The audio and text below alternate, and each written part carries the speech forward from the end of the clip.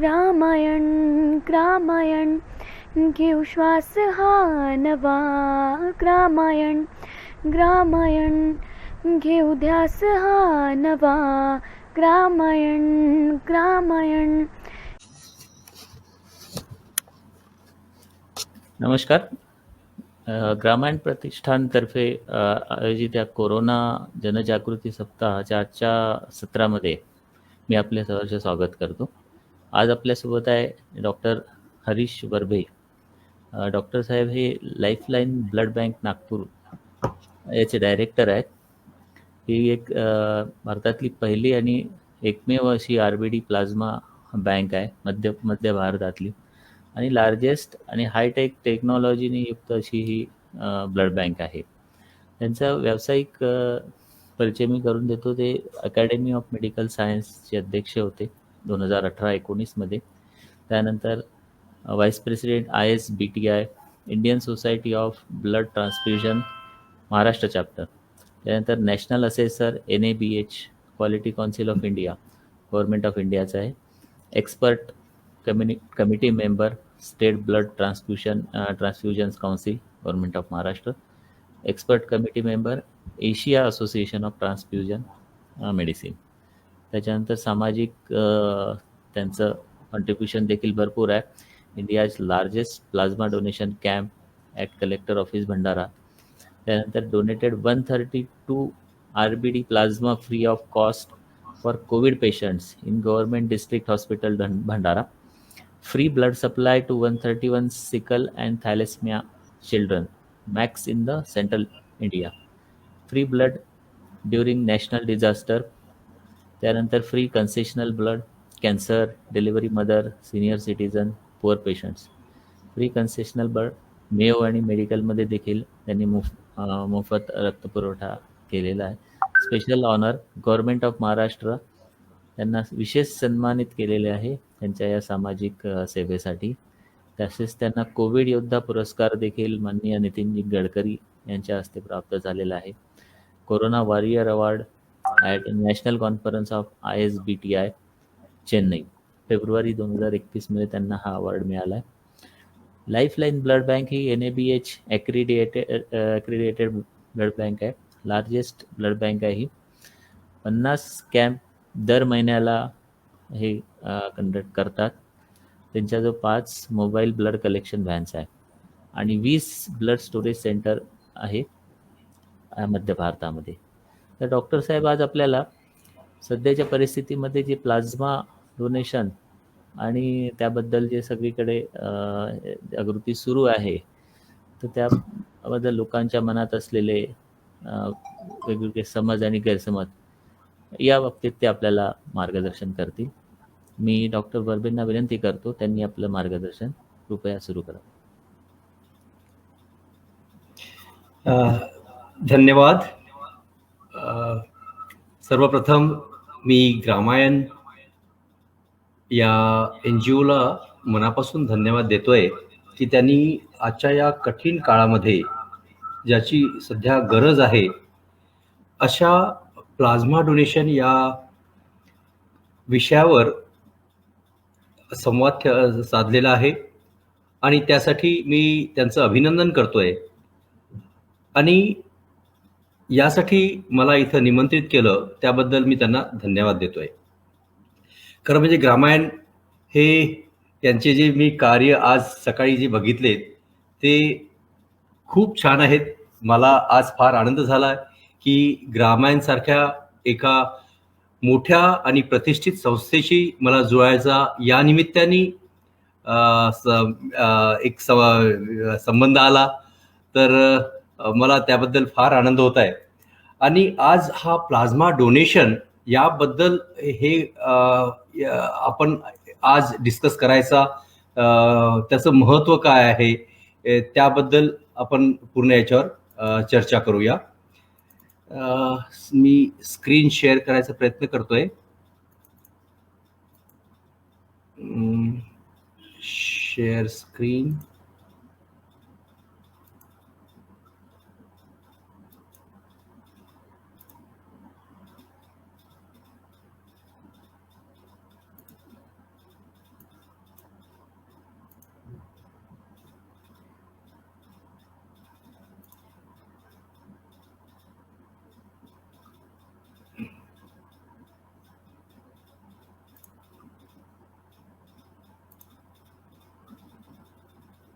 हे काय इश्यू होत आहे?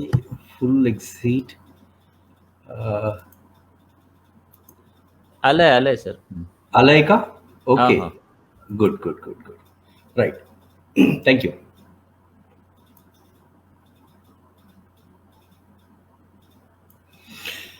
तर मित्रांनो, सध्या आपला देश, पूर्ण विश्व या कोरोनाच्या महामारीतनं जात आहे.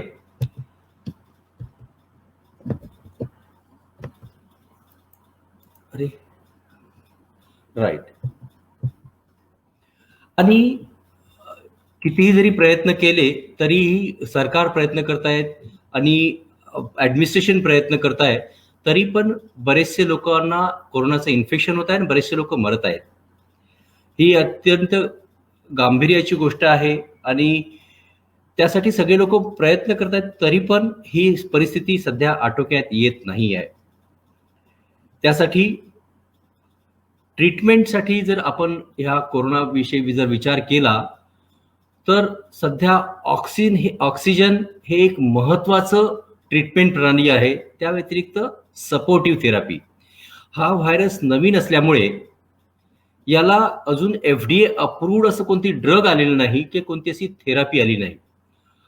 त्याच्यामुळे जे काही ड्रग्स किंवा औषधी किंवा थेरपी यामध्ये वापरलं जातं, apart from oxygen and supportive therapy, ह्या सगळ्या इमर्जन्सी ऑथरायझेशन यूज बेसिसवर आपण यूज करतोय.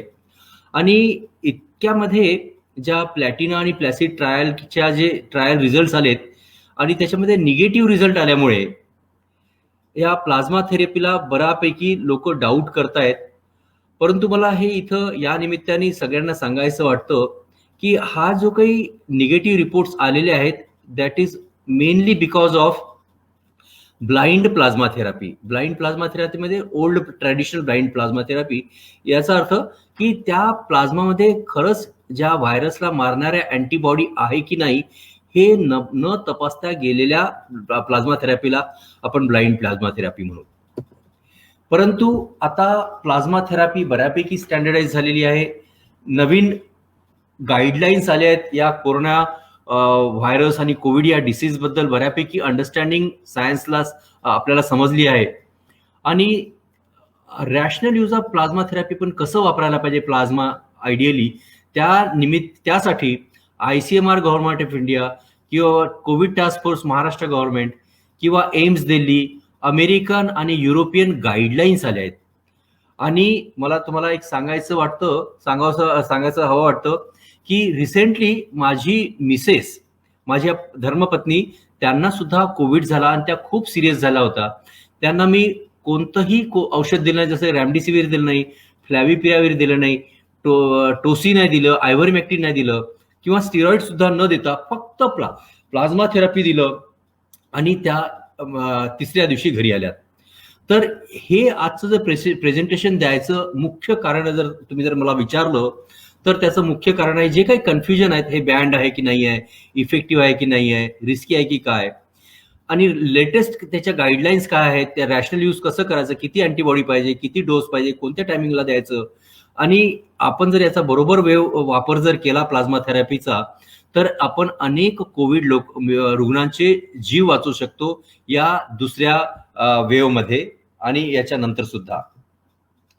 मित्रांनो, हे कॉन्व्हल्सन प्लाझ्मा थेरपी काय असतं, त्यालाच आपण जर मराठीमध्ये जर म्हटलं तर स्वास्थ्य लाभकारी रक्तद्रव चिकित्सा प्रणाली असं म्हणता येईल. मित्रांनो, कोरोना व्हायरसचं इन्फेक्शन झाल्यानंतर आपली इम्युन सिस्टम कोरोना व्हायरसला मारायसाठी वेगवेगळ्या अँटीबॉडी बनवतं आणि ते व्हायरसला मारल्यानंतर पेशंट ठीक होतं आणि या तयार झालेल्या अँटीबॉडी आपला प्लाझ्मामध्ये अनेक महिने नंतर राहतात.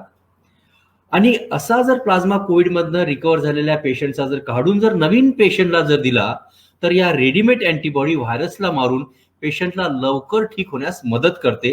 हे बेसिक या कॉन्व्हल्सन प्लाझ्मा थेरपीचं किंवा प्लाझ्मा थेरपीचं आहे. आणि हे काही नवीन नाही आहे, आत्ताच या कोविडमध्ये वापरतो असं नाही. मागल्या 100 वर्षापेक्षा जास्त वर्षापासून या प्लाझ्मा थेरपीचा वेगवेगळ्या आजारामध्ये त्याचा उपयोग करण्यात आला. डिप्थेरिया, मिझल्स, स्पॅनिश फ्लू मध्ये.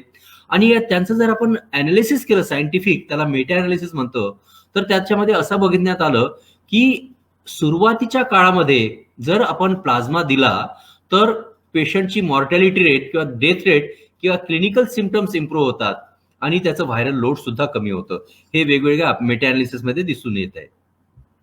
आता आपण कोरोना बद्दल आपण समजायचं झालं तर कोरोना नावाच्या व्हायरसमुळे कोविड नावाचा डिसीज होतो. कोरोना व्हायरस दिसतो कसा? एका चेंडूच्या आकारासारखा असतो आणि त्याच्या पृष्ठभागावर मल्टिपल असे स्पाइक्स असतात किंवा काटे असतात.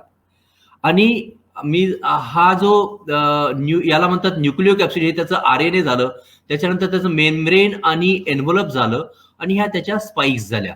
ह्या असा व्हायरस आपल्याला दिसतो. आणि हा स्पाइक म्हणजे आपल्याला दिसलं तरी छोटा असलं तरी असा एवढा मोठा असतं. खालचा पार्ट S2 असतं, मधला पार्ट स्पाइक 2, हा स्पाइक 2, हा स्पाइक 1 आणि हा RBD दिसतं. ठीक आहे. आणि इन्फेक्शन झाल्यानंतर आपली इम्युन सिस्टम या व्हायरसच्या वेगवेगळ्या पार्ट्सवर त्याच्या स्ट्रक्चरच्या त्याच्या प्रोटीननुसार वेगवेगळ्या अँटीबॉडी बनवतात. आता हा डिसीज कसा डेव्हलप होतो? तर बघाल की हा जो व्हायरस आहे आपल्या ह्या लंग सेल्स आहे, ह्युमन सेल्स आहे, याला इथं अटॅच होतं. याला हे जे स्पाइक्स आहे या रिसेप्टरला अटॅच होतं आणि हा रिसेप्टर, हा स्पाइकचा जो हा भाग आहे याला RBD म्हणतात. RBD का म्हणतात? कारण की हा आपल्या ह्युमन सेलचे रिसेप्टर्स आहेत. आपल्या मानवी पेशीचे जे रिसेप्टर्स आहेत तिथं चिपकण्याचं काम, तिथं बाइंड करायचं काम हा स्पाइकचा शेवटचा पार्ट करतो, म्हणून त्याला रिसेप्टर बाइंडिंग डोमेन म्हणतात किंवा RBD म्हणतात. तर इथं त्याला एकदा या व्हायरस या रिसेप्टरला चिपकला की मग तो व्हायरस आतमध्ये जातो, मग RNA इथं होतं, त्याच्या मल्टिपल त्याच्या कॉपीज बनतात आणि मग त्या सेलला मारून पुन्हा बाहेर निघतं आणि नवीन पुन्हा वेगवेगळ्या पेशींना तो इन्फेक्ट करतो. आणि इन्फेक्ट झाल्यानंतर अशा प्रकारे मग आपली इम्युन सिस्टम त्याच्या अगेन्स्ट इम्युन रिस्पॉन्स हे करतं आणि असे जे सेल्स डॅमेज होतात त्यानंतर ऑर्गन डॅमेज होतं आणि वेगवेगळे सिम्पटम्स तयार होतात. आणि शेवटी जो सायटोकाईन स्टॉर्म येतो, अॅक्यूट रेस्पिरेटरी डिस्ट्रेस सिंड्रोम होतो, मल्टी ऑर्गन फेल्युअर होतं आणि कोॲग्युलेशन सुद्धा फेल्युअरमध्ये जातं. आता हे रिसेप्टर्स आपण जर बघितलं तर लंग्समध्ये सगळ्यात जास्त, लंगच्या ज्या पेशी आहेत त्याच्यावर सगळ्यात जास्त मिळतात. म्हणून तुम्ही बघितलं असेल की कोरोनामध्ये सगळ्यात जास्त त्रास होता आपल्याला लंगचा त्रास होतो. त्यानंतर ते वेगवेगळ्या ऑर्गनवर सुद्धा असतात. हार्ट आहे, ब्रेन आहे, मसल आहे, इंटेस्टाईन आहे, लिव्हर आहे, किडनी आहे, ह्या किंवा ब्लड वेसल्स, ह्या सगळ्यांवर ह्याचे रिसेप्टर्स असतात. तिथे हा व्हायरस जाऊन ते आपलं काम करतो. तर हे RBD अँटीबॉडी काय करतो? आता मी तुम्हाला सांगितलं की इन्फेक्शन झाल्यानंतर व्हायरसच्या वेगवेगळ्या पार्टच्या अगेन्स्ट आपली इम्युन सिस्टम अँटीबॉडीज बनवतं किंवा त्याला मारण्यासाठी आपले अँटीबॉडीज बनवतं. तर हे जे अँटीबॉडी आहे, हे जे रिसेप्टर बाइंडिंग डोमेन आहे हे वालं, या इथं जाऊन अटॅच होतं. रिसेप्टर बाइंडिंग हे झालं, RBD झालं, आणि ही RBDची अँटीबॉडी इथं अटॅच झाली की हा रिसेप्टर बाइंडिंग डोमेन किंवा व्हायरस या ह्युमन सेलला अटॅचच होऊ शकत नाही. म्हणून एकदा जर व्हायरस अटॅचच झाला नाही तर सेलच्या आतमध्ये प्रवेश करू शकणार नाही, आणि सेलच्या आतमध्ये प्रवेश जर केला नाही तर सेलला डॅमेज करू शकणार नाही. अशा प्रकारे हे RBD अँटीबॉडी आहे, ही प्रोटेक्टिव्ह अँटीबॉडी आहे किंवा व्हायरसला किल करणारी अँटीबॉडी आहे. आता जर बघितलं ही RBD अँटीबॉडी आहे, स्पाइक अँटीबॉडी आहे, हे न्यूक्लिओ कॅप्सिड अँटीबॉडी आहे. तुम्ही जर आता सायन्सने हे दाखवून दिलं आहे की न्यूट्रलायझिंग किंवा प्रोटेक्टिव्ह कॅपॅसिटी किंवा व्हायरसला किल करण्याची कॅपॅसिटी या RBD अँटीबॉडीमध्ये सगळ्यात जास्त आहे कम्पेअर टू S1 आणि ह्या न्यूक्लिओ कॅप्सिड अँटीबॉडीच्या दरम्यान पेक्षा. हे आता तुम्हाला दिसेल की यामध्ये याचं आता या basic foundation of plasma therapy, आता मी तुम्हाला सांगितलं की अशा प्रकारचं प्लाझ्मा थेरपी दिल्या जाऊ शकतं. पण याचं बेसिक जर आपण बघितलं तर सगळ्यात महत्वाचं आहे की जी व्हायरसला किल करणारी जी अँटीबॉडी आहे ती डोनरच्या प्लाझ्मामध्ये जास्ती असायला पाहिजे. आणि त्यासाठी ती अँटीबॉडी आहे की नाही हे बघायसाठी त्याला टेस्ट करण्याची फॅसिलिटी सुद्धा आपल्याजवळ असेल तरच आपण इफेक्टिव्ह प्लाझ्मा थेरपी करू शकतो. आता कोविडचं जर मॅनेजमेंट जर म्हटलं तुम्ही, तर मी याच्या आधी सांगितलं की ऑक्सिजन ऑक्सिजन ऑक्सिजन.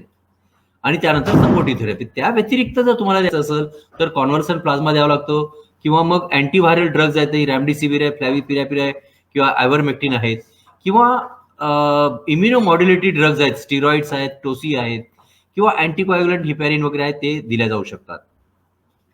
परंतु हा नवीन व्हायरस असल्यामुळे आजपर्यंत कोणतंही FDA अप्रूव्ड ड्रग किंवा थेरपी आतापर्यंत अवेलेबल नाही. ह्या सगळ्या रिसर्च मोडमध्ये इमर्जन्सी यूज बेसिसवर आपण याला वापरतोय. तर प्लाझ्मा थेरपीचं मेकॅनिझम काय, एक तर ते व्हायरसला किल करतं आणि सोबतच ते अँटी इन्फ्लमेटरी सुद्धा काम करतं, म्हणजे जे इन्फ्लमेशन होतं त्याला सुद्धा कमी करतं. आरबीडी प्लाझ्मा जर बघितलं तर हे natural way of virus clearance आहेत. हे खूप त्या व्हायरससाठी अगदी स्पेसिफिक आहे, हायली इफेक्टिव्ह आहे. इट गिव्स इमिजिएट प्रोटेक्शन आणि it brings the viral load to 0 within 24 hours. हे रिसर्च स्टडीमध्ये दाखवल्या गेलं आहे. अमेरिकन सोसायटी ऑफ मायक्रोबायोलॉजीने हे दाखवलं की ॲडिक्वेट डोज ऑफ प्लाझ्मा आपण जर दिलं, हाय टायटर अँटीबॉडी असलेलं, तर पेशंट मधला व्हायरल लोड कितीही लाखो करोडो जरी असला तरी 24 तासाच्या आतमध्ये त्याला 0 करण्याची ताकद या आरबीडी प्लाझ्मामध्ये असतं. आणि तशानुसार इव्हन नॅशनल गाईडलाईन्स सुद्धा आहेत की तुम्हाला जर प्लाझ्मा द्यायचा असेल तर त्यामध्ये आरबीडी अँटीबॉडीचं प्रमाण 640 इतकं किंवा त्याच्यापेक्षा जास्त असायला पाहिजे. सपोज जर आपल्याला चहा एक गोड करायचा असेल, त्यामध्ये साखरेचे 2 दाणे टाकून चालणार नाही, त्याला आपला पूर्ण चमच साखर टाकावं लागेल. तशाच प्रकारे आपल्याला जर प्लाझ्मा थेरपीचं जर बेनिफिट पाहिजे असेल तर त्याचं प्रमाण एक चांगल्या उच्च प्रकारचं असलं तरच त्याचा फायदा आपल्या पेशंटला, कोविड पेशंटला होऊ शकतो. परंतु ह्या सगळ्या गाईडलाईन असून सुद्धा याला चेक करण्यासाठी काहीतरी आपल्याला किट लागेल, काही ना काहीतरी मशीन लागेल. परंतु हा नवीन व्हायरस असल्यामुळे ह्या जगामध्ये अशी कोणतीच किट नव्हती की आरबीडी अँटीबॉडी चेक करेल. त्याच्यामुळे जुन्या पद्धतीची ट्रॅडिशनल किंवा पारंपरिक ब्लाइंड प्लाझ्मा थेरपी आतापर्यंत वापरल्या जात होती आणि दिस इज द मेन रिझन, हे मुख्य कारण आहे जे आपल्याला प्लाझ्मा थेरपीचे व्हेरिएबल रिझल्ट किंवा निगेटिव्ह रिझल्ट मिळत गेले आहेत. प्लाझ्मा थेरपी काम करते हे माहीत असून सुद्धा ही किट नसल्यामुळे पूर्ण जग या आरबीडी अँटीबॉडी टेस्ट करण्याची किट केव्हा येतं यासाठी खूप आतुरतेने वाट बघत होतं. आणि 31 जुलै 2020 मध्ये जगातल्या पहिल्या आरबीडी किटला अमेरिकन एफडीएनी पहिल्यांदा मंजुरी दिली आणि US मार्केटमध्ये ते ऑगस्टच्या पहिल्या हप्त्यामध्ये ती आली. फॉर्च्युनेटली आपल्या लाईफ लाईन मध्ये सिमेन्स कंपनीची हे फुल्ली ऑटोमेटेड मशीन असल्यामुळे, सेंटॉर XP नावाचं मशीन असल्यामुळे त्या किटला आपण ऑगस्टच्या सेकंड हप्त्यामध्ये लाईफलाईनला बोलावलं आणि भारतातल्या पहिल्या आरबीडी प्लाझ्मा बँकचं आपण इथं उद्घाटन केलं कलेक्टर साहेबांच्या हस्ते. भारतामध्ये जवळपास 3,500 ब्लड बँक आहेत. मेनली सगळे लोक मॅन्युअल किंवा इलाजानी टेस्ट करतात, सगळे HIV वगैरे. 1000 जशा ब्लड बँक आहेत त्याच्यामध्ये फुल्ली ऑटोमेटेड सिस्टम्स वापरतात. परंतु सिमेन्सच्या कंपनीच्या ज्या मशीन्स आहेत फक्त 85 ब्लड बँकेमध्ये आहे भारतामध्ये. आणि सिमेन्सच्या ज्या मशीनवर ही टेस्ट अवेलेबल झाली त्या XP नावाचं मशीन फक्त भारतामध्ये 3 ठिकाणी अवेलेबल असल्यामुळे भारतामध्ये आरबीडी प्लाझ्मा बँक चे अवेलेबिलिटी फार कमी आहे. आरबीडी प्लाझ्मा बँक म्हणजे असतं काय, आता मी तुम्हाला सांगितले की आरबीडी टेस्ट करायसाठी ही जी मशीन लागतं ही Siemens company Centaur XP machine आहे. याच्यावर आरबीडी प्लाझ्मा टेस्ट होतं आणि प्लाझ्मा सेपरेट करायसाठी, डोनरकडनं प्लाझ्मा घ्यायसाठी आपल्याला अशा प्रकारची मशीन लागतं आणि अशा प्रकारचा प्लाझ्मा आपण काढत असतो. याला जवळपास 30 मिनिटं लागतात.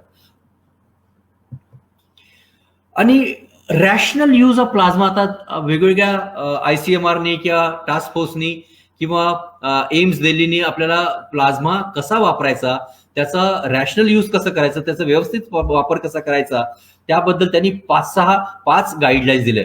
एक तर राईट अँटीबॉडी असायला पाहिजे, त्याची राईट हाय उच्च पातळी असायला पाहिजे, पेशंटचं डिसीज सिव्हिरिटी कोणती आहे त्याबद्दल सांगितलं आहे, कोणत्या वेळेस द्यायला पाहिजे आणि किती द्यायला पाहिजे याबद्दल त्यांनी आपल्याला गाईडलाईन्स दिलेल्या आहेत. डोनर क्रायटेरिया, कोण डोनेट करू शकतो, ज्यांचं वय 18 ते 65 आहे, वजन 50 पेक्षा जास्त आहे, 50 किलोपेक्षा जास्त आहे, ज्यांना हिस्ट्री ऑफ ब्लड ट्रान्सफ्युजन नाही किंवा ज्यांना हिस्ट्री ऑफ प्रेग्नन्सी नाही आहे, या चाइल्ड बर्थ किंवा अबॉर्शन झालं नाही, अशा स्त्रिया, असे लोक सोडून ज्यांना कोविड झालेला आहे आणि कोविड होऊन ठीक होऊन 14 दिवस झाले आहेत, किंवा ज्यांच्या घरी कोणाला कोविड झाला त्यांनी स्वतः टेस्ट केली, ती सुद्धा टेस्ट पॉझिटिव्ह आली, रॅपिड अँटीजन किंवा पीसीआर टेस्ट पॉझिटिव्ह आली, आणि नंतर 14 दिवसांनी अशा लोकांची जर आपण अँटीबॉडी टेस्ट केली आणि त्यामध्ये जर अँटीबॉडी हाय लेवलची, उच्च लेवलची असेल, तर असे लोक प्लाझ्मा डोनेट करू शकतात. किती वेळ देऊ शकतात? कोविडमधनं ठीक झाल्यानंतर 14 दिवसांनी 400 ते 500 ml प्लाझ्मा डोनेट करू शकतात, आणि दर 14 दिवसांनी पुन्हा ते प्लाझ्मा डोनेट करू शकतात जिथपर्यंत तुमच्या अँटीबॉडी लेवल हाय आहे. अमेरिकेमध्ये याचंच प्रमाण 750 ml प्लाझ्मा डोनेट करतात आणि दर 7 दिवसांनी करतात. इतकं सेफ ते आहे. त्याच्यामुळे प्लाझ्मा डोनेशनच्या बद्दल ज्या काही गैरसमजुती आपल्या समाजामध्ये आहे त्या अगदी बेसलेस आहेत. त्यामध्ये काहीही तथ्य नाही. आता पेशंटच्या क्रायटेरियामध्ये जर बघितलं, ज्यांचं ऑक्सिजनचं सॅच्युरेशन 93 किंवा 94च्या खाली आलं, त्यांना प्लाझ्मा द्यायला पाहिजे as a first line of therapy. Even हे अमेरिकन गाईडलाईन आहे, आणि आपल्या भारतीय टास्क फोर्स मध्ये सुद्धा त्यांनी म्हटलं की त्यांनी तर 94च्या खाली आलं की प्लाझ्मा द्यायला पाहिजे असं त्यांनी सांगितलेलं आहे. राईट टाइम काय आहे?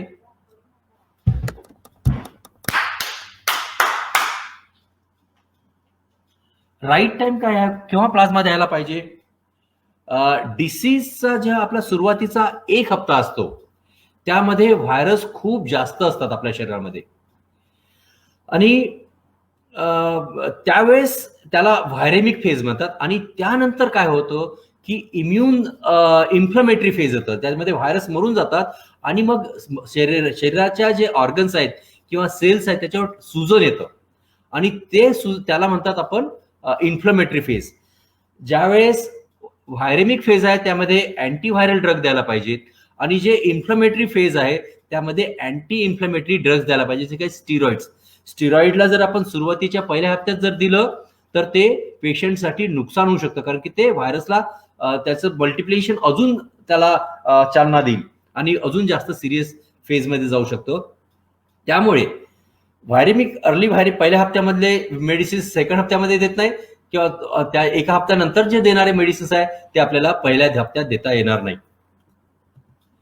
तर आता केव्हा द्यायचे याचे आता नवीन गाईडलाईन आलेले आहेत अमेरिकन. त्यांनी असं म्हटलं आहे की हॉस्पिटलमध्ये ऍडमिट झाल्यानंतर पहिल्या 44 तासामध्ये जर प्लाझ्मा जर दिला तर त्याचा बेस्ट रिझल्ट मिळतं, किंवा 3 दिवसापर्यंत 72 तासापर्यंत ते प्लाझ्मा दिल्या गेला पाहिजे.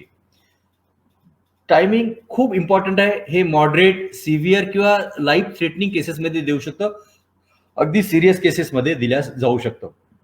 हे झालं हॉस्पिटलच्या ऍडमिशनच्या क्रायटेरियानुसार. आपण जर बघितलं की ते डे 1 ऑफ सिम्पटम पासून जर आपण बघितलं तर पहिल्या 3 दिवसात जर दिलं तर सगळ्यात चांगलं, किंवा पहिल्या 7 दिवसात द्यायला पाहिजे, किंवा 7 ते 10 दिवसामध्ये दिल्या जाऊ शकतं. जितक्या लवकर तुम्ही हा प्लाझ्मा थेरपी द्याल तेवढं चांगलं त्याचे रिझल्ट मिळतात. आता पहिले आपण देऊ, परंतु द्यायचं किती? मी तुम्हाला सांगितलं की आपण 2 दाणे साखरेचे टाकून चालणार नाही चहा गोड करायसाठी. तर त्याला सपोज जर आपल्याला ताप आला तर आपल्याला 500 मिलीग्रॅमची क्रोसिन घ्यावं लागतं किंवा पॅरासिटामॉल घ्यावं लागतं. ते 50 ग्रॅमची किंवा 10 मिलीग्रॅमची घेऊन चालणार नाही. तसाच जर आपल्याला व्हायरल लोड आपल्याला 0 करायचा आहे तर त्याला पूर्ण डोस द्यावा लागेल. सपोज जर एक आग लागली आहे, त्याला 2 बकेटनं जर पाणी जर विझणार असेल तर त्याला अर्धी बकेट टाकून चालणार नाही, त्याला पूर्ण 2 बकेट देईल तरच ते आग विझेल. आणि ही आपल्या व्हायरेमिक फेज म्हणजे आतमध्ये व्हायरसची आग लागलेली असते, वाईल्ड फायर. तर त्याला जर आपल्याला थेरपेटिक बेनिफिट पाहिजे तर पूर्ण डोस पेशंटला मिळाला पाहिजे, हे अत्यंत गरजेचं आहे. अमेरिकेमध्ये इमिजिएटली स्टॅट 500 ml देतात, आणि आपल्या भारतामध्ये आणि हा डोस कशावर डिपेंड करतं? बॉडी वेट जितकं जास्त असेल पेशंटचं, सपोज जर एका पेशंटचं वजन 50 किलोचं असेल तर त्याला 3 बॅगा ठीक आहे, किंवा त्याला सपोज 60 किलोचं असेल तर त्याला 3 बॅग ठीक आहे, आणि 120चं वजन असेल त्याला 3 बॅग कसं बरं चालणार? त्याला आपल्याला त्याच्यापेक्षा डबल म्हणजे 6 बॅगा द्याव्या लागतील. सपोज जर एखाची इम्युनिटी जर कमी असेल, जसं की कोणी काही ड्रग्ज घेतात, म्हणजे कोणाला HIV आहेत किंवा कोणाला रुमॅटॉइड आर्थरायटिससाठी जर काही औषध घेत असेल, तर अशा लोकांची इम्युनिटी कमी असते आणि व्हायरल लोड खूप जास्त असतं. अशा लोकांमध्ये सुद्धा प्लाझ्माचे डोस जास्त लागतात. आणि आपण जो प्लाझ्मा देतो त्यामध्ये किती अँटीबॉडी आहे? अमेरिकेमध्ये त्यांनी सांगितले की 1:160 व्हायरल न्यूट्रलायझेशन टेस्टच्या डोस इतकी लेवल असलेला प्लाझ्मा द्यायला पाहिजे. त्यांनी तर मिड टायटरचा प्लाझ्मा देणं बंद केलेलं आहे. आपल्या भारतामध्ये मिड टायटर प्लाझ्मा देण्याचं अजूनही अलाउ झालेलं आहे. तर त्याच्यामुळे जितका जास्त हाय टायटर प्लाझ्मा तितकं कमी डोस लागेल आणि अँटीबॉडीची लेवल जर प्लाझ्मामध्ये कमी असेल तर तेवढं आपल्याला प्लाझ्माच्या बॅगा लागतील. परंतु सेफ्टी मार्जिन म्हणून जर जास्त आपण प्लाझ्मा बॅग जर दिला तर त्यामध्ये ते थेरपेटिक बेनिफिट मिळण्यासाठी ते जास्त चांगलं आहे असं मला इथं सांगायचं आहे. राईट डोस असा आहे की अमेरिकेमध्ये 500 ml स्टॅट देतात आणि सपोज जर पेशंटची कंडिशन ठीक नसेल तर 250 ml च्या 2 बॅगा 12 तासाच्या अंतरात देतात. आपल्या भारतामध्ये 2 बॅग स्टॅट आणि 2 बॅगा 12 तासानंतर, आणि त्यानंतर जर आपल्याला पेशंटचं वजन 60 किलोपेक्षा जास्त असेल तर ऍडिशनल बॅगा द्यायला लागू शकतात. मी हे आताच सांगितलं की जर आपल्याला फायर विझवायची असेल तर आपल्याला 2 बकेट सोबत टाकावं लागेल, अर्धी बकेट टाकून चालणार नाही. आता भारतामध्ये प्लाझ्मा थेरपीला मुख्यत्वे जे चुकीची इमेज तयार झाली आहे हे मुख्यत्वे ICMRने जी ट्रायल कंडक्ट केली होती, प्लॅसिड ट्रायल, त्याचे जे निगेटिव्ह रिझल्ट आले त्याच्यामुळे झालेलं आहे. आपण जर बघाल आणि त्याचं मेन फाउंडेशन, त्याचे मुख्य काही कारण आहेत, 5 कारण आहेत, ते मी तुम्हाला सांगतोय. की सगळ्यात पहिले आपण प्लाझ्मा थेरपी कशासाठी देतो? अँटीबॉडीसाठी देतो. परंतु त्यावेळेस अँटीबॉडी चेक करण्याची व्यवस्थाच किंवा सुविधा उपलब्ध नसल्यामुळे अँटीबॉडी चेक न करता हा प्लाझ्मा दिला गेला. मेन फाउंडेशनच त्याचं वीक होतं. आणि नंतर जेव्हा त्याला चेक करण्यात आलं तर 36% प्लाझ्मा बॅग मध्ये अँटीबॉडी 0 होती, काहीच अँटीबॉडी नव्हती. त्याच्यामुळे पेशंटला काही त्याचा बेनिफिट होण्याचा काही प्रश्न येत नव्हता. 70% पेशंटला फक्त 1 बॅग मिळाली, ते पण फार कमी होतं. लो टायटर प्लाझ्मा मिळाला, म्हणजे अँटीबॉडीचं लेवल होतं ते 1:40 होतं ऍव्हरेज, त्याच्यामुळे ते सुद्धा फार कमी. आणि 83% पेशंटमध्ये ऑलरेडी अँटीबॉडी डेव्हलप झाल्या होत्या. म्हणजे हे शेवटच्या फेजमध्ये त्यांना दिल्या जायची ती गाईडलाईन होती. दॅट वॉज, म्हणजे त्यावेळेसनुसार ती ठीक असेल, परंतु आता जे आपण एव्हिडन्स बेस बघतो ते चुकीची गाईडलाईन. आणि ह्या सगळ्या ब्लंडर्स या प्लॅसिड ट्रायल्स मध्ये झाल्यामुळे ह्या प्लॅसिड ट्रायलचे रिझल्ट निगेटिव्ह आलेत. परंतु मीडियानी प्लाझ्मा काम करत नाही याचाच फक्त गदारोळ आपल्या मीडियामध्ये माजवला आणि त्याचा चुकीचा एक मेसेज जनमानसामध्ये पोहोचला. त्याचं मुख्य कारण हे ब्लाइंड प्लाझ्मा थेरपी आहे. आता ICMR जे गव्हर्नमेंट ऑफ इंडियाची जी रिसर्च बॉडी आहे त्यांनी 17 नोव्हेंबरला गाईडलाईन्स काढल्या की त्यांनी सांगितलं की rational indiscriminate use of plasma should be avoidable. तर कसंही तुम्ही आडवं तिडवं प्लाझ्मा वापरू नका, परंतु रॅशनल यूज इज ऍडवायजेबल. आणि असं जर यूज केलं तर it will reduce the severity, duration, mortality of patient. म्हणजे पेशंटचं जे डिसीजची सिव्हिरिटी ती कमी होईल, त्याचं ड्युरेशन कमी होईल आणि त्याचा मृत्यूदर कमी होईल. परंतु त्याच्यामध्ये कंडिशन आहे की अँटीबॉडी बरोबर पाहिजे, RBD अँटीबॉडी पाहिजे आणि ते पण उच्च पातळीची पाहिजे आणि अर्ली फेजमध्ये 3 ते 7 दिवसामध्ये त्याला द्यायला पाहिजे. इव्हन एम्स दिल्लीच्या सुद्धा गाईडलाईन आल्या आहेत, त्यांनी सुद्धा म्हटलं की प्लाझ्मा द्यायला पाहिजे. अमेरिकन गाईडलाईन्स आहेत किंवा ह्या US FDAने सांगितलेलं आहे. अशा प्रकारच्या वेगवेगळ्या गाईडलाईननी RBD प्लाझ्मा द्यायला रिकमेंड केलेला आहे. त्याचे रिस्क आणि बेनिफिट आता आपण बघायचा प्रयत्न करू. मित्रांनो, असं कोणतंही ड्रग किंवा ब्लड कंपोनंट नाही त्याच्यामध्ये रिस्क नाही. परंतु तुम्ही जर म्हणाल तर प्लाझ्मा आपण या सगळ्या 3 कंपोनंट मध्ये सगळ्यात सेफेस्ट आहेत. याच्यामध्ये ॲलर्जी होऊ शकते, थोडासा फिवर येऊ शकते, कधी कार्डियक ओव्हरलोड किंवा ॲक्यूट लंग इंजुरी किंवा काही इन्फेक्शन होऊ शकतात. सपोज इन्फेक्शनचा काही रिस्क असेल तर त्यामध्ये आयडी-नॅट टेस्टेड ब्लड वापरायला पाहिजे. ड्रगचे जर तुम्ही ॲडव्हर्स इफेक्ट जर बघितले तर हे प्लाझ्माच्या 100 पटीने जास्त आहे असं मी तुम्हाला सांगू शकतो. कितीतरी पेशंटमध्ये आपण किडनी फेल्युअर आहेत, हेपेटायटिस झालंय, म्युकोरमायकोसिस सारखे फंगल अगदी सिव्हिअर इन्फेक्शन झालेले या ड्रगच्या अतिरेकी वापरामुळे झालेत असं आपल्याला दिसून येत आहे. आणि WHO पुष्कळदा सांगितलं आहे की ह्या जे 4 ड्रग्स वापरण्यात येतात त्याचे काहीही मॉर्टॅलिटी बेनिफिट किंवा डेथ रेट कमी करण्यात त्याचा 0 फायदा आहे असं त्यांनी दाखवलं आहे. फक्त त्याचे ऍडमिशन 2-3 दिवसांनी कमी होऊ शकते, हॉस्पिटल स्टे कमी होऊ शकतो. ग्लोबल जगामध्ये काय आहे, जेव्हापासून ही आरबीडी आली ऑगस्ट पासून, तेव्हापासून सप्टेंबर पासून बघाल की याचं वापर एकदम वाढून गेलेला आहे आरबीडी प्लाझ्माचा, आणि it is used as a first line of therapy. मोठमोठे आपल्या भारतामधले जे VIP आहेत त्यांना प्लाझ्मा थेरपी वापर, देवेंद्र फडणवीस, सत्येंद्र जैन, सिसोदियाजी, श्रीपाद नाईक, मिनिस्टर, सेक्रेटरी, सगळ्या लोकांना प्लाझ्मा त्यांनी त्यांना जेव्हा कोरोना झाला ते वापरले आहे. मी असं नेहमी म्हणायचो की मला जर कधी कोरोना झाला तर मी सगळ्यात पहिले आरबीडी प्लाझ्मा घेईल, परंतु योगायोगाने माझ्या पत्नीला कोरोनाचं इन्फेक्शन झालं तर त्यांना मी पहिल्यांदा आरबीडी प्लाझ्मा दिला. त्यांना पहिल्या दिवशी फिवर आला, त्यांचा RT-PCR टेस्ट केली, ती पॉझिटिव्ह होती. दुसऱ्या दिवशी त्यांची CT चेस्ट केली, त्याच्यामध्ये 2 फील्ड इन्व्हॉल्ड होत्या आउट ऑफ 25. त्यांचे माइल्ड सिम्पटम्स आम्ही घरच्या घरीच ट्रीट केलं, परंतु 7व्या दिवशी तिची तब्येत एकदम खालावली. त्याच्यामध्ये तिचा फिवर खूप वाढला, तिचा CT चेस्ट केलं तर 10 फील्ड इन्व्हॉल्ड होते आउट ऑफ 25, आणि दिवसभर तिला नॉशिया, व्हॉमिटिंग, उलटी आणि लूज मोशन चालू झालं, अगदी कोपियस खूप जास्त आणि इन्व्हॉलंटरी, आणि ती संध्याकाळी तिला चक्कर येऊन पडली. तर तेव्हा म्हटलं की नाही आता, मग तेव्हा इमिडिएटली त्यांना हॉस्पिटलमध्ये ऍडमिट केलं. खूप जास्त डेंजरस सिच्युएशन होती. तिला 7व्या दिवशी संध्याकाळी 1 प्लाझ्मा दिला, दुसऱ्या दिवशी 8व्या दिवशी सकाळी 8 वाजता 1 प्लाझ्मा दिला, आणि तिसऱ्या दिवशी कोणतंही अँटीव्हायरल कोविडचं औषध न देता ती घरी आली. रॅमडेसिविर दिलं नाही, फ्लॅव्हिपिराविर दिलं नाही किंवा स्टिरॉइड दिलं नाही.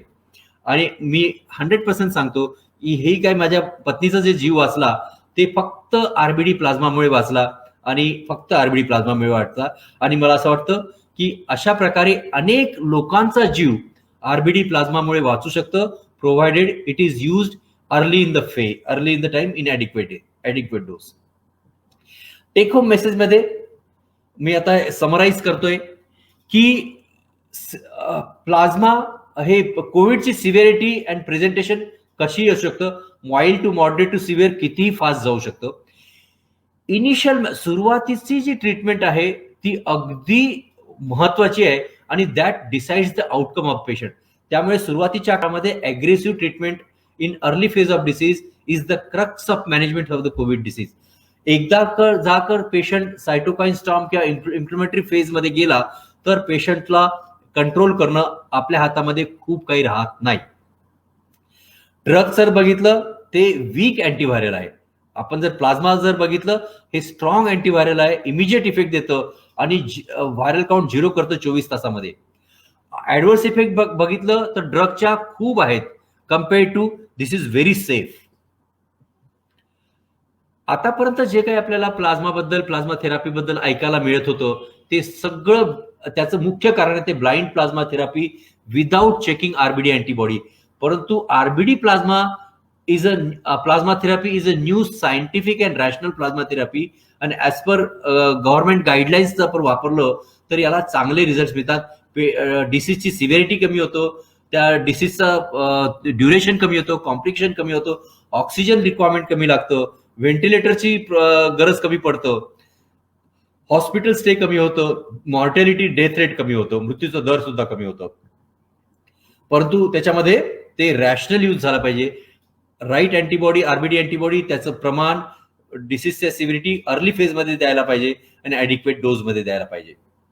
RBD plasma should be used as a first line of therapy in moderate severe life threatening cases of Covid during early viremic phase in adequate dose. Indiscriminate use of plasma should be avoided, and and it can be used with other drugs also. तर मध्य भारतामध्ये ही आमची team आहे आणि together आपण सर्व जर मिळालेत, जर प्लाझ्मा डोनेशनसाठी जर समोर आलो तर आपण आय एम शुअर की आपण कोरोनाला नक्की हरवू शकू. देर आर आजच्या तारखेला सेकंड वेव्ह मध्ये बरेचसे पेशंट इन्फेक्ट झालेले आहेत, मृत्यूशय्यावर झुंज देत आहेत हॉस्पिटलच्या बेडवर.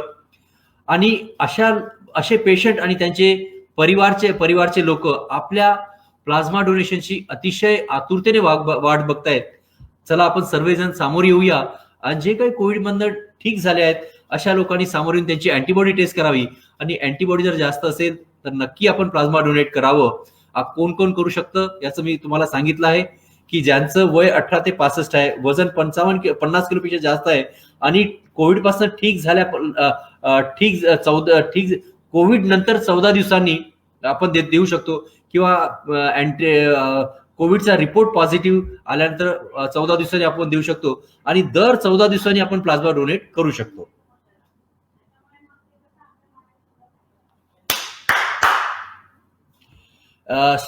त्यासाठी आपण हे अवेअरनेस आपण सगळीकडे द्यायला पाहिजे. हे कलेक्टर साहेबांनी आपल्या भारताच्या पहिल्या आरबीडी प्लाझ्माचं इनॉग्रेशन केलं.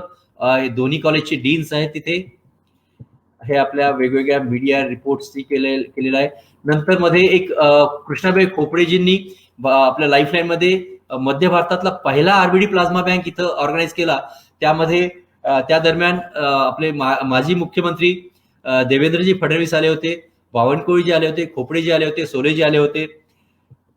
आणि मध्ये आमचा एक भारतातला सगळ्यात मोठा प्लाझ्मा डोनेशन कॅम्प इथे झाला कलेक्टर ऑफिस भंडारामध्ये. त्याची एक थोडीशी मी 2 मिनिटात तुम्हाला थोडक्यामध्ये सांगतोय की एकदा मला डिसेंबरमध्ये कलेक्टर साहेब भंडाऱ्याचे आहेत, त्यांचा मला फोन आला की डॉक्टर साहेब तुम्ही आपली एक भेट झाली होती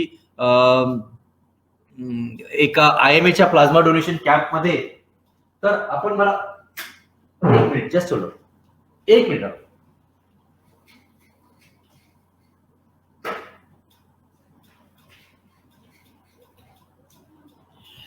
तर आमच्या पेशंटला डिस्ट्रिक्ट हॉस्पिटलमध्ये जे काही कोविड पेशंट आहेत त्यांना आम्ही जेव्हा नागपूरवरनं प्लाझ्मा बोलवण्याचा प्रयत्न करतो पण तो मिळत नाही, तर आपण इथे आम्हाला 100 प्लाझ्मा आम्हाला काढून देऊ शकतात का? आमच्याकडे बरेचसे कोविड मधनं रिकव्हर झालेले लोक आहेत, आमचे एम्प्लॉईज आहेत, पोलीस डिपार्टमेंटचे लोक आहेत. तर म्हटलं बिलकुल जरूर सर, मी नक्की हे करील. तर जो काही तुमचा खर्च असेल तर तुम्ही एखाद्या CSR फंड मध्ये एखाद्या कंपनीला डोनेट करायला सांगेल. तर खर्च किती असेल लागेल असं त्यांनी जे विचारलं तर जवळपास त्यांना मी सगळं किटचा खर्च, टेस्टिंगचा खर्च हे जर सांगितलं तर 9-10 लाखच्या जवळपास ते 100 बॅगेचा होत होता. अरे बापरे, इतका लागतं असं म्हणून मग त्यांनी, तरी पण मी प्रयत्न करतो म्हणून तो फोन त्या दिवशी संध्याकाळी ठेवून दिला. मला काही झोप आली नाही बरोबर. आणि मी दुसऱ्या दिवशी सकाळी सरांना फोन केला. म्हटलं सर तुम्ही इतक्या तळमळीने पेशंटच्या आरोग्यासाठी, त्याच्या जीवासाठी तुम्ही मला फोन केला आणि मी फक्त तुम्हाला प्राइस सांगून मी तुम्हाला मोकळ केलं असं मला बरं वाटलं नाही. तर मी म्हटलं तुमच्यासाठी मी 100 प्लाझ्मा टोटल फ्री करून द्यायला मी तयार आहोत. तर त्यांनी फक्त मला तुमच्याकडे थोडंसं कोऑपरेशन असं हवंय की तुमच्याकडे कोविड मधनं ठीक झालेल्या लोकांची लिस्ट आहे. 1 मिनिट.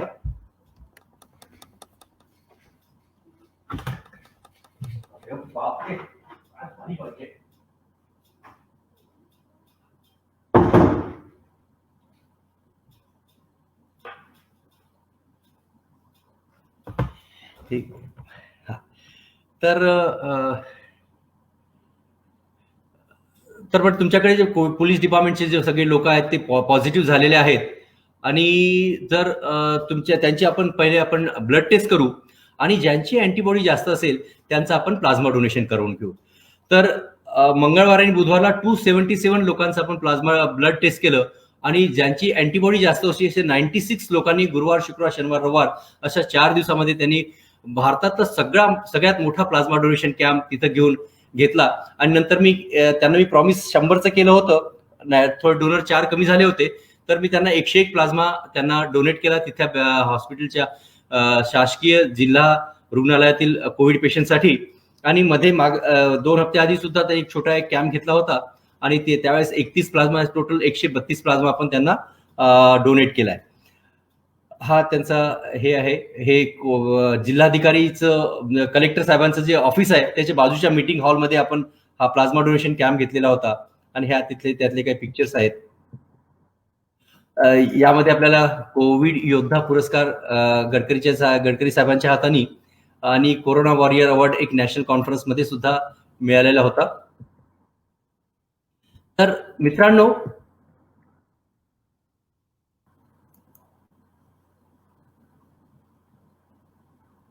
Stop screen sharing.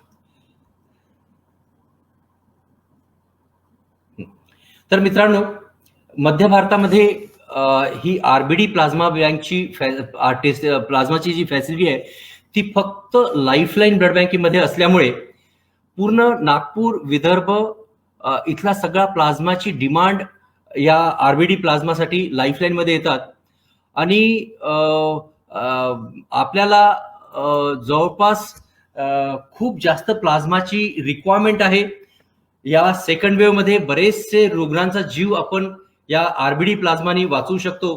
तर माझी आपल्या सर्वांना नम्र विनंती आहे की जे लोक कोविडमधनं रिकव्हर झाले आहेत त्यांनी सामोरे यायला पाहिजे आणि जास्तीत जास्त लोकांनी प्लाझ्मा डोनेट करून अनेक लोकांचा जीव वाचवायला पाहिजे. एवढे बोलून जर प्रश्न असतील तर मी ते अटेंड करायचा माझ्याकडनं पूर्ण प्रयत्न करीन.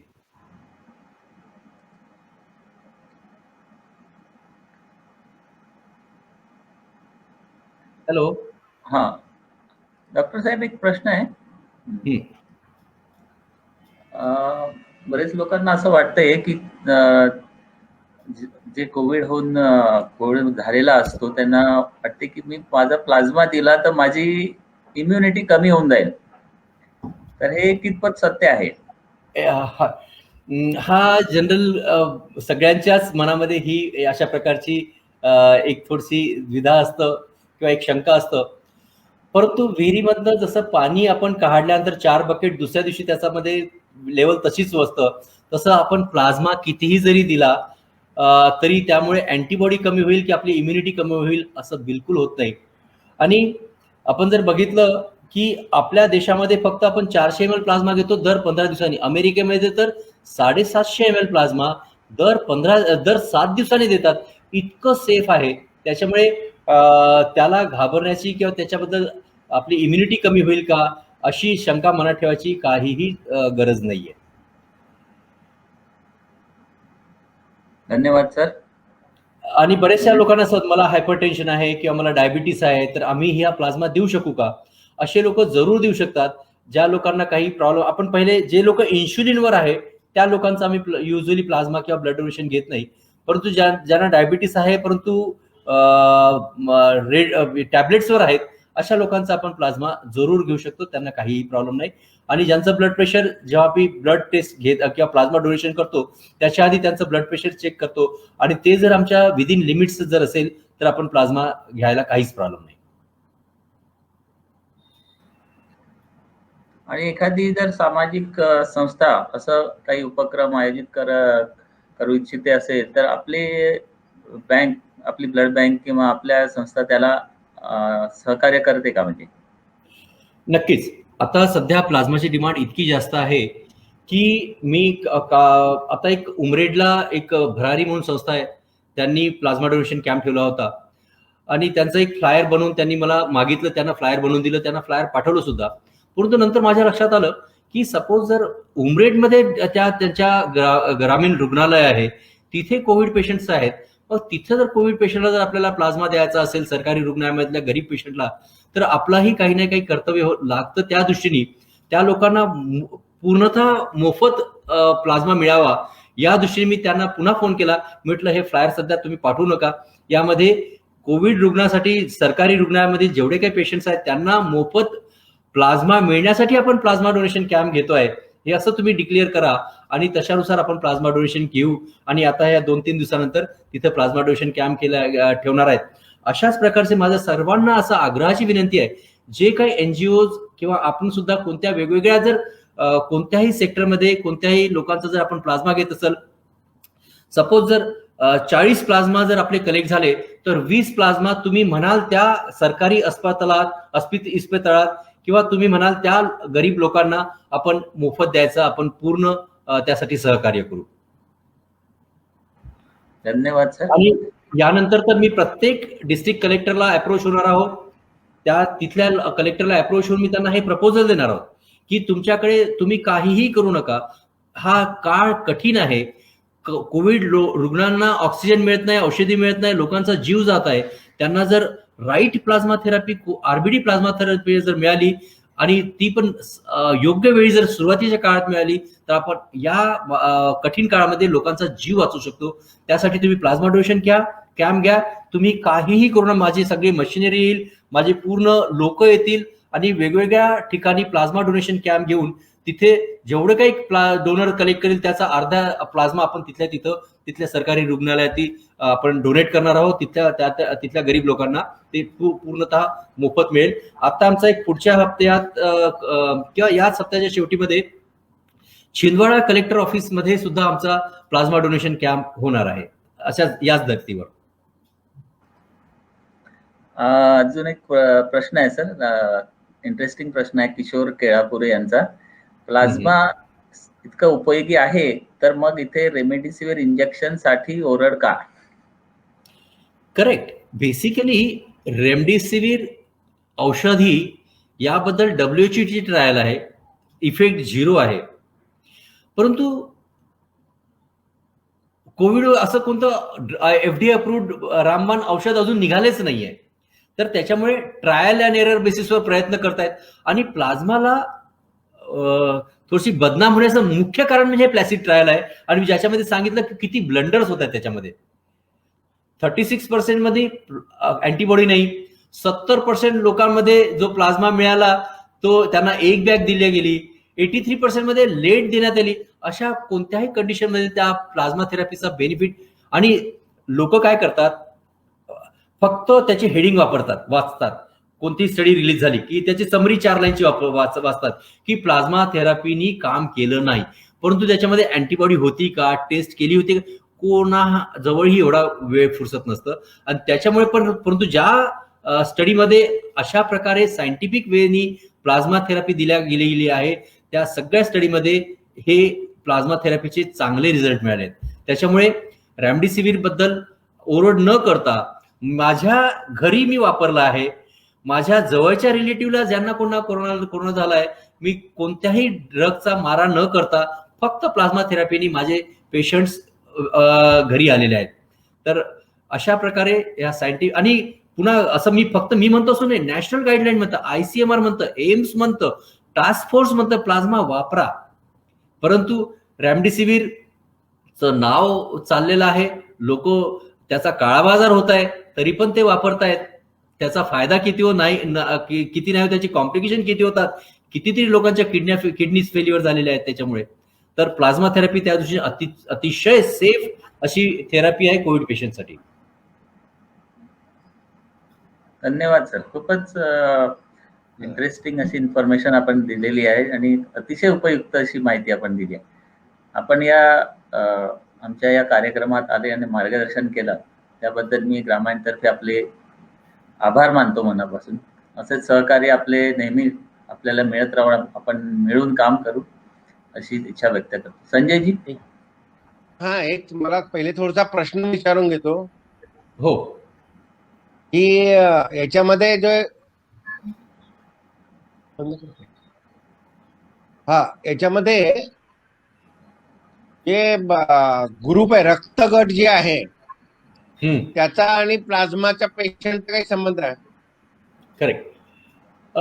जसं O पॉझिटिव्ह याला आपण युनिव्हर्सल डोनर म्हणतो, जसं O पॉझिटिव्ह ग्रुपला आपण युनिव्हर्सल डोनर म्हणतो आणि ती कोणालाही देऊ शकतो, तसं याच्या प्लाझ्मामध्ये उलट आहे.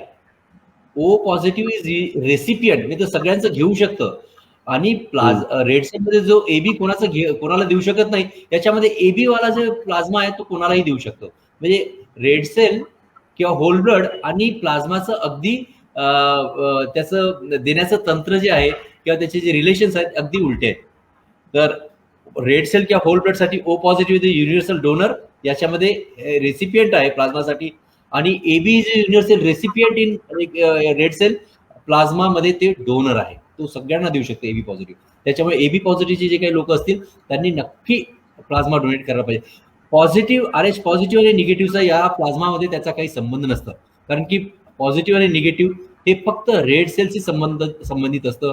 त्याच्यामुळे निगेटिव्ह जरी डोनर पेशंट असेल तर त्याला पॉझिटिव्ह प्लाझ्मा इझिली आरामात दिला जाऊ शकतो.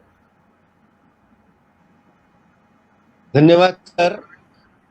करेक्ट. या सगळ्या ह्याच्यामध्ये ज्या पद्धतीने आपण लोकजागृतीचा आणि तंत्रज्ञानाचा वापर ज्या मोठ्या प्रमाणामध्ये आणि आंतरराष्ट्रीय स्तरावर होऊन राहिला, त्या सगळ्या गोष्टीचा नागपूरकरांना, विदर्भवासियांना आणि बाहेर सुद्धा अनेक मंडळी पाहून राहिली आहेत.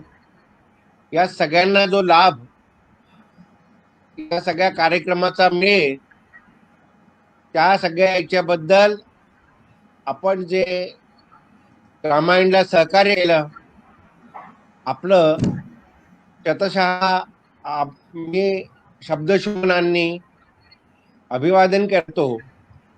आपले आणि ग्रामायणचे संबंध पुढे असेच वृद्धिंगत होत राहील याची आशा बाळगतो. आणि सर्वात महत्वाचं म्हणजे ग्रामायण नाव ऐकल्यावर लोकांना असं वाटतं की हे काहीतरी ग्रामीण भागातलं किंवा स्पेशलाइज्ड विषय आहे, किंवा याचा आधुनिक तंत्रज्ञानाच्या विरोधी विषय आहे.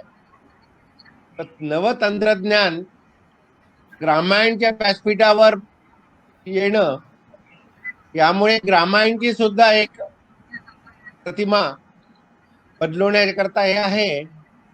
कालानुसार, युगानुसार देशानुकूल व्यवहार हाच ग्रामायणचा विचार आहे. आणि त्याच्यामुळे आधुनिकतेचा विरोध नाही आणि प्राचीनतेचाही केवळ मॉडर्नायझेशनमुळे विरोध नाही.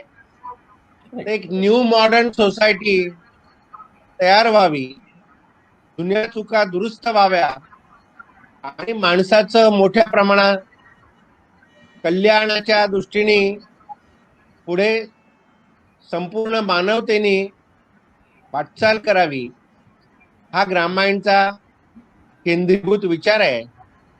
आणि आपण ही संधी न्यू सायन्स, न्यू मॉडर्नायझेशनचं सायन्स हे ग्रामायणच्या व्यासपीठावर मांडल्यामुळे आम्ही सर्व ग्रामायणची मंडळी आपल्याकरता शतशः आभारी आहेत.